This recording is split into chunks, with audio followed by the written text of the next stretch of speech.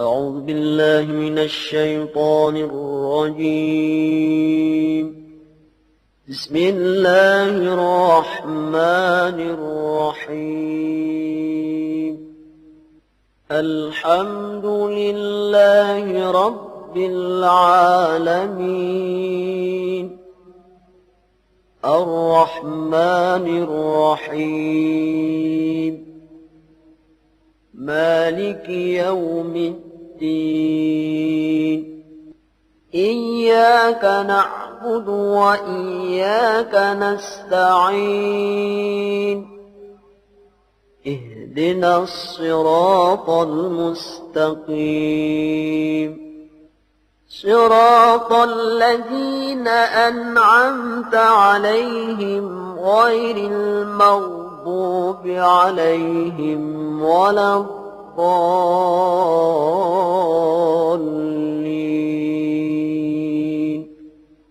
Hai, Assalamualaikum warahmatullahi ta'ala wabarakatuh. Dan selamat datang ke channel Mystic Horror. Di mana channel Mystic Horror ini adalah sebuah channel YouTube yang bergenre seram, di mana kisah-kisah seram akan dibaca. Kisah-kisah seram ini diambil daripada pelbagai sumber. Dan pada malam ini, aku ingin berkongsi satu kisah tentang penampakan gula-gula ataupun Brother Chong. Dan karya ini ditulis oleh Mimin Alibaba daripada Kelab Cerita Hantu Malaysia di Facebook. Jadi, jom sama-samalah kita dengarkan kisah Pocong.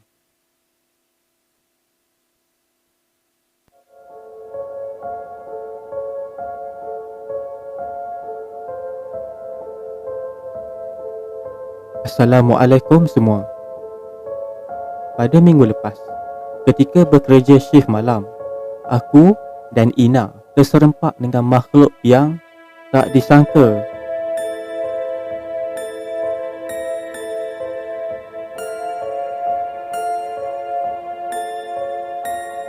Dan itulah pertama kali ianya muncul di wad kami. Allahu Akbar. Ketika itu, Ina meminta kebenaran untuk pergi ke tingkat 4 untuk menghantar peralatan dressing ke CSSD. Lagipun ketika itu masih awal, dalam jam 10.20 malam, Ina bergegas ke atas sebelum lewat malam kerana untuk mengelak perkara yang tidak diingini berlaku dan terjadi. Sementara itu, aku pergi ke bilik staf di bahagian belakang untuk solat isyak. Solat aku menjadi tidak khusyuk kerana aku terhidu bau busuk. Baunya tidak pasti datang daripada mana. Dalam masa yang sama, aku dapat rasakan seperti ada seseorang bersama aku di dalam bilik tersebut. Namun, aku mengabaikan sahaja kerana mungkin perasaan aku bercampur aduk ketika itu. Selepas solat, aku segera bersiap lipat sejadah dan sebagainya. Tetapi aku masih tercari-cari dari manakah datangnya bau busuk yang seakan-akan bau bangkai binatang. Ketika melangkah keluar daripada bilik staf, mata aku terpaku ke arah cermin tingkap di hadapan aku. Aku melihat seperti satu susuk tubuh seseorang di belakang aku melalui pantulan ataupun reflection di cermin itu. Langkah aku terhenti, seolah-olah kaki aku ni berat untuk melangkah. Tetapi aku menggunakan kekuatan yang ada untuk aku gagahkan diri untuk menoleh ke belakang. Allahu Akbar, itu pocong. Jelas kelihatan bentuknya berbungkus kain putih yang dah lusuh. Ada bunjuk di kepalanya, besar dan tinggi sehingga mencapai siling. Pocong tersebut berdiri di depan pintu tandas bilik staf dalam keadaan menghala ke sebelah kanan, menghadap ke arah katil dan cuma beberapa meter dari kedudukan aku berdiri. Miza, tolong! Miza, tolong! Aku menjerit minta tolong dan aku cuba untuk berlari ke arah kaunter jururawat di hadapan. Kaki aku lemah tetapi aku kuatkan jugalah sehingga aku terjatuh di depan bilik 8. Miza, kau dah kenapa ni? Miza mendapatkan aku dan membantu aku untuk berdiri. Ketika itu aku dah tidak mampu untuk bersuara. Aku lemah. Aku hanya mampu menunjuk ke arah bilik staf di belakang sambil seluruh tubuh aku menggigil. Tiba-tiba kedengaran suara minta tolong. Tolong! Tolong! Dan diselangi bunyi ketukan pintu.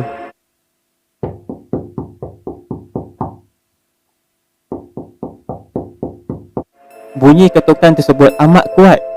Aku dan Miza berpandangan sesama sendiri. Itu suara Ina. Kenapa lagi ni? Manakah akses dia? Miza segera tarik tangan aku untuk pergi ke sana. Aku elengkan kepala kerana terlalu takut. Miza, tolong aku. Buka pintu cepat. Kedengaran suara Ina di sebalik pintu. Untuk pengetahuan semua, dalam bilik utility kotor kami ada lift untuk laluan keluar masuk mayat untuk dihantar ke bilik mayat di tingkat kami, dan juga tangga kecemasan yang boleh menghubungkan ke semua tingkat. Dalam keadaan terpaksa aku ikut belakang Miza untuk buka pintu tu. Waktu tu kami cuma bertawakal sahaja. Ya Allah, tutup cepat, tutup cepat. Ina terus tolak aku dan Miza sejurus pintu itu dibuka dan segera menutup pintu. Kau ni dah kenapa pula? Miza masih tak puas hati. Selepas menghantar peralatan dressing ke unit CSSD, Ina mengambil keputusan untuk menggunakan tangga untuk turun ke tingkat 2. Memandangkan lift tidak boleh beroperasi kerana sedang diselenggara atau maintenance. Ketika menuruni anak tangga, dia terhidu bau busuk seakan bau bangkai.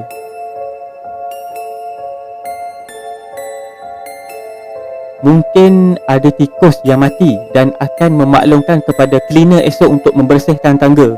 Memandangkan tangga di bahagian belakang itu amat jarang digunakan, jadi tidak mustahil ada tikus yang membiak.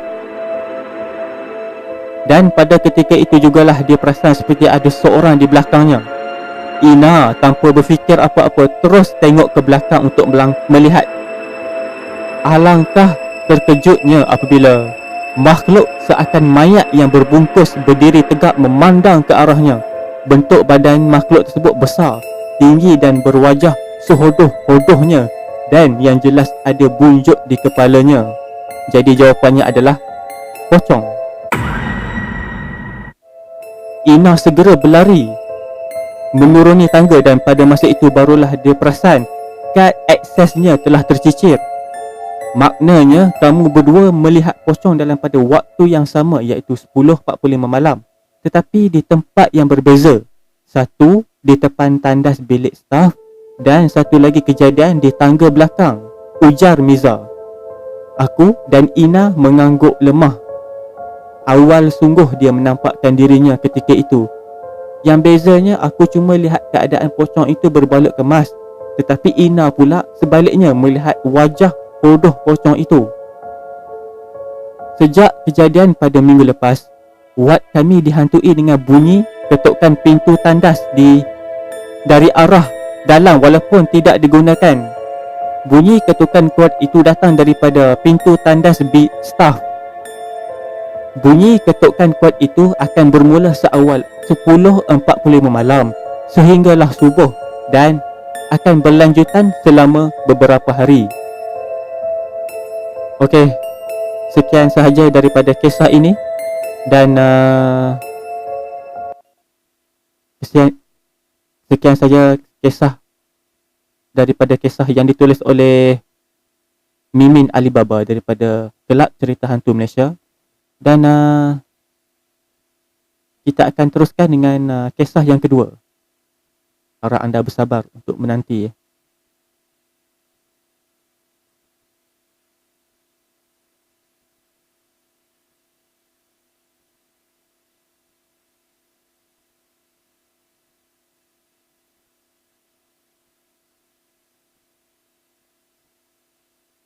Okey, kita teruskan dengan kisah kita yang kedua.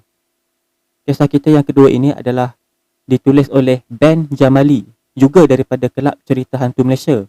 Dan tajuk yang kedua ini diberi tajuk Puaka Air Hitam.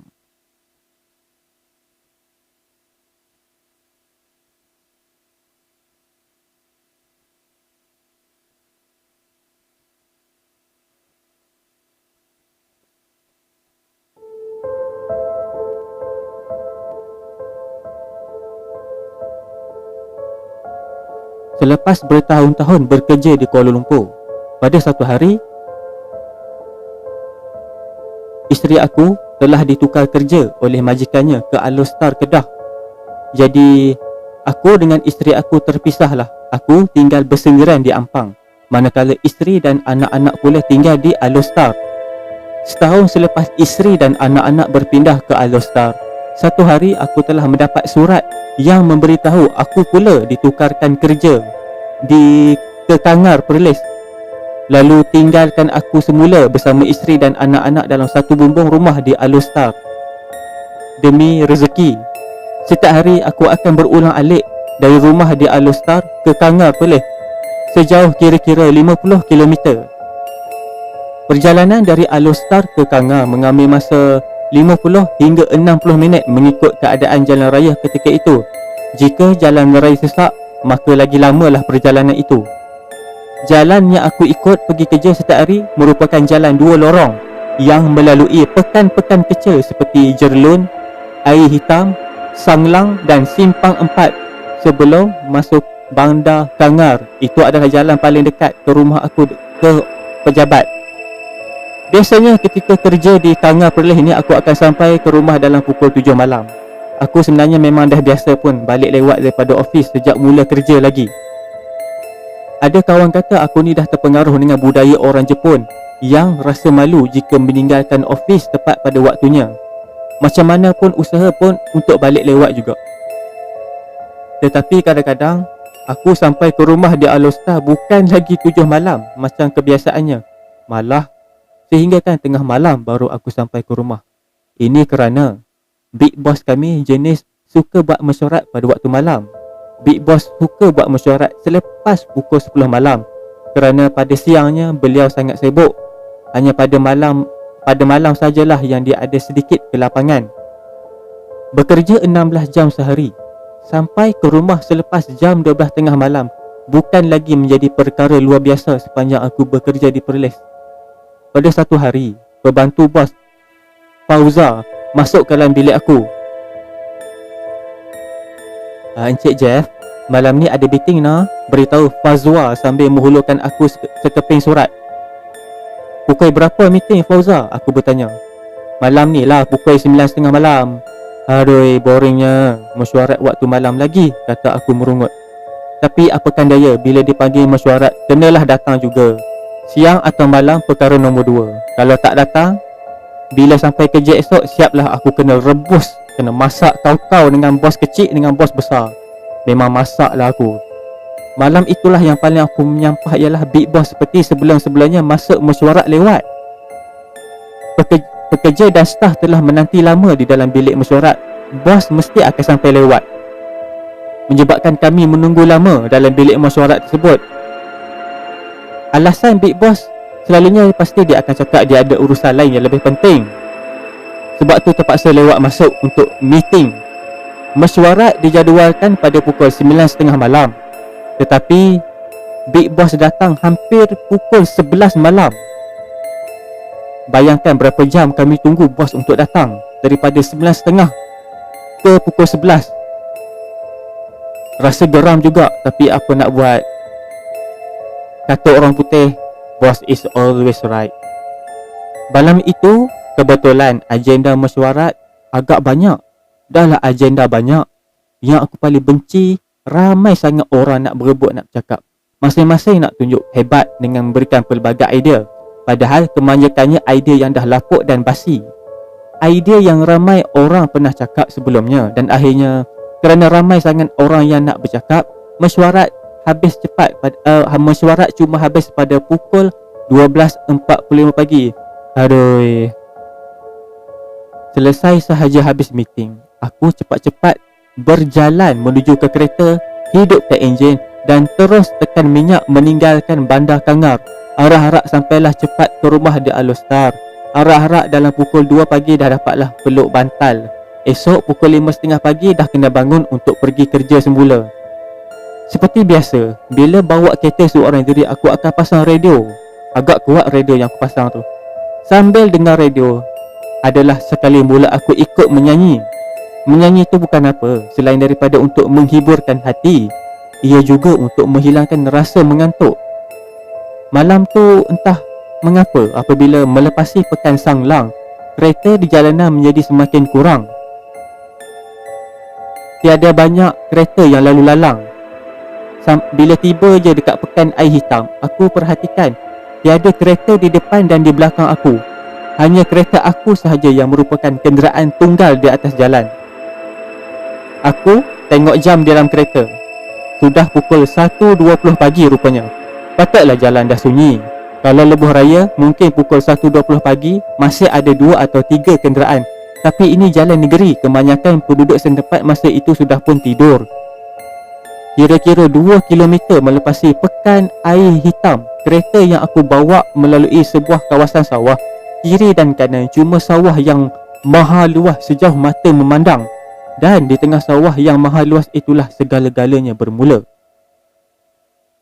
Tiba-tiba, dalam kesejukan hembusan ekon kereta, telinga aku menangkap satu bunyi gemersik yang sangat kuat daripada arah sebelah kanan jalan. Tiada hujan, tak ada ribut, tapi bunyi apa yang menderu sekuat itu. Bila aku tengok ke arah bunyi tu, aku terlihat satu objek besar berwarna putih bergolek-golek dari tengah sawah menuju ke arah jalan raya. Objek putih dan besar itu tiba-tiba berhenti di tengah-tengah jalan, seolah-olah nak halang laluan kereta aku. Di bawah sinar bulan yang hampir penuh, jelas kelihatan rupa objek tersebut. Ia menyerupai satu objek putih seperti tikar gulung besar selebar kira-kira 3 meter dan setinggi 2 meter yang melintang di tengah jalan. Sesekali ia bergolek ke depan dan sesekali ia mengundur ke belakang. Ya Allah, apa benda ni? Terpacul kata-kata itu daripada mulut aku. Kereta yang aku pandu terus bergerak menghampiri objek itu. Ketika itu hati aku dah mula teragak-agak untuk membuat keputusan. Pilihan aku adalah sama ada nak elak atau langgar sahaja objek itu. Elak atau langgar, elak atau langgar, elak atau langgar. Mana satu aku nak pilih? Kalau aku cuba elak dalam keadaan jalan berliku tajam seperti itu, mungkin kereta dan aku sekali akan terpelanting masuk dalam sawah. Kalau langgar pula, mungkin kereta aku akan jadi rosak teruk. Fikir punya fikir. Akhirnya aku telah buat keputusan yang nekat, iaitu aku akan langgar saja objek itu. Apa nak jadi, jadilah. Boom! Satu bunyi hentakan yang sangat kuat memecahkan keheningan pagi. Waktu tu aku dah bercakap dalam hati, habislah kereta aku. Nasib baik juga selepas merempuhnya, kereta masih dapat bergerak lancar, masih tidak tersangkut di celah-celah objek besar tu. Kereta juga tak rasa toyo hayang, padahal objek tersebut boleh tahan besarnya. Aku mengucap panjang, beristighfar dan membaca beberapa ayat kurus suci sambil mengemudi ataupun mengawal kereta setenang yang mungkin. Di dalam kedinginan ekon kereta, peluh jantan menitik juga. Takut, ya, aku memang dah tak berani nak tengok cermin pandang belakang kereta. Aku takut ada ternampak sesuatu yang aku belum bersedia nak melihatnya. Ketika menghampiri Bandar Alustar, barulah lihat banyak kenderaan di atas jalan. Waktu tu barulah hati rasa lega dan tenang dan aman. Barulah mata berani tengok cermin belakang kereta. Alhamdulillah, tiada apa-apa objek yang bertengek di belakang kereta. Waktu sampai di rumah, perkara pertama yang aku buat adalah cuci kaki di luar rumah sebelum masuk ke dalam rumah. Itu adalah petua orang tua-tua terdahulu untuk mengelakkan unsur-unsur yang negatif ikut kita masuk ke dalam rumah. Kemudian baru aku pergi cek kereta yang langgar objek tersebut. Objek misteri yang berwarna putih tadi mesti rosak teruk, aku berfikir, kerana bunyi dentuman yang terhasil sangat kuat. Yang peliknya, selepas cek kereta aku tidak jumpa sedikit pun kesan kemek di depan kereta. Tak ada cala, sedikit pun tak ada. Bumper depan semua elok, lampu tiada pecah, semuanya okey. Walaupun macam pelik, tetapi aku bersyukur kerana kereta aku tidak rosak. Alhamdulillah. Esoknya macam biasa aku bangun pukul 5.30 pagi untuk bersiap-siap pergi kerja. Sekali lagi aku cek kereta aku, masih tidak puas hati dengan pemeriksaan awal pagi tadi. Puas dah aku cek tapi tak nampak sedikit pun kerosakan kereta hasil pelanggaran pada awal pagi tadi. Habis, apa benda yang aku langgar awal pagi tadi tu? Mengapa bunyi detumpanya begitu kuat? Setibanya di ofis pagi itu, aku ceritalah peristiwa itu kepada kawan-kawan ofis. Lepas diorang dengar cerita aku A sampai Z, diorang membalas, "Biasalah Encik Jeff, kalau kau lalu kat kawasan benang luas macam tu tengah malam pula," kata Mubarak, pemandu pejabat kami, driver pejabat kami.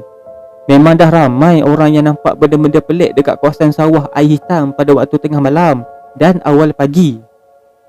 Ramai juga yang terbabas masuk benang akibat terkejut melihat benda yang menakutkan yang tiba-tiba muncul di tengah jalan. Aku juga pernah kena, tapi Alhamdulillah nasib baik tak jadi apa-apa. Yang masalahnya yang saya nampak tu apa sebenarnya?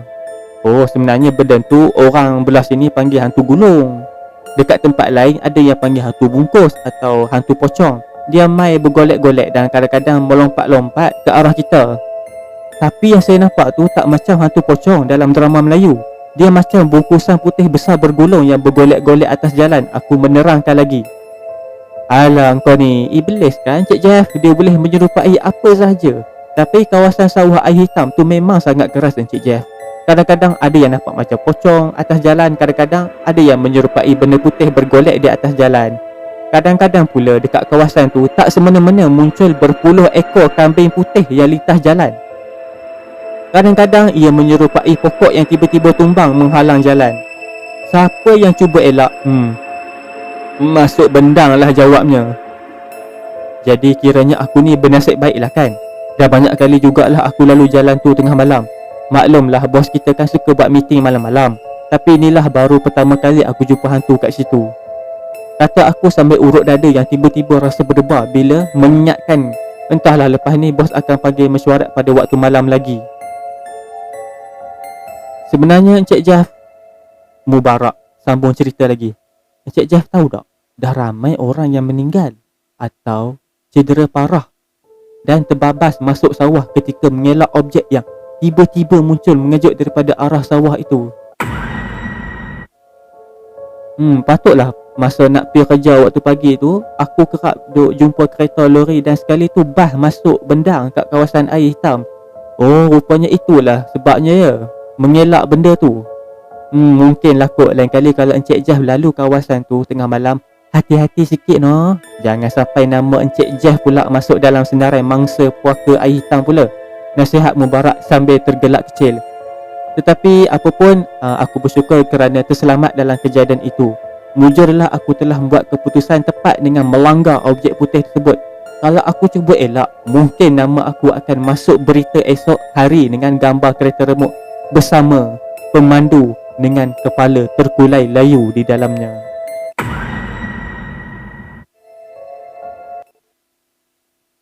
Okey, kisah di atas adalah merupakan sebahagian daripada petikan novel karya penulis yang berjudul Jangan Buka Hijab Aku. Kepada yang terlepas baca bab-bab sebelum ini atau ingin mengetahui isi kandungan bab-bab selepasnya, jadi anda bolehlah membeli novel Jangan Buka Hijab Aku setebal 216 halaman yang kini masih terjual di Shopee dengan harga yang sangat mampu milik.